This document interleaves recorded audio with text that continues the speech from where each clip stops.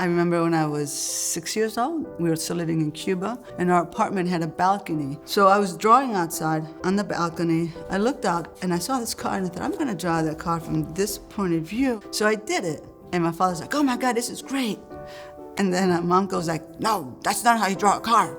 This is how you draw a car. I looked at it and I said, that's how you think a car should look like. And ever since then, I've always felt like people are gonna draw what they're gonna draw, they're gonna see what they're gonna see. So that just sort of always fed me. I was working at Gallery 37 in Chicago, and a friend of mine was the dean of the American Academy of Art in school, and he saw the program that a friend of mine were running, and he said to me, I need artists to teach fundamental drawings. And I did it for like 3 years, and it was actually quite rewarding. I was able to connect with these really young people who were confused about what they wanted to do with art, and some knew what they wanted to do with art.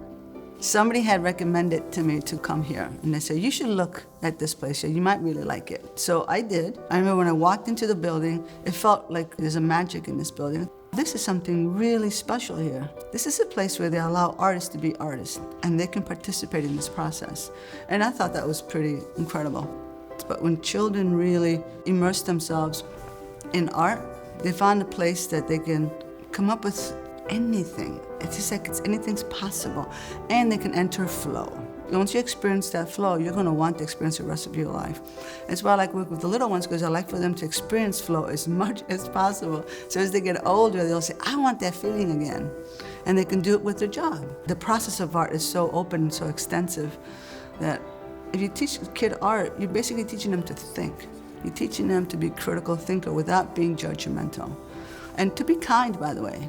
I think when you teach art, you teach them to be kind, because they're being kind to themselves and they're listening to themselves. And that's, to me, the most important thing for them to get out of this whole program. Whether they make a drawing or not is irregardless. I think Fleischer promotes that more than any other organization. Other organizations are more worried about how they do it, why they do it, where they do it. But Fleischer just has this ability to just say, no, this is what really matters. And it's really quite lovely.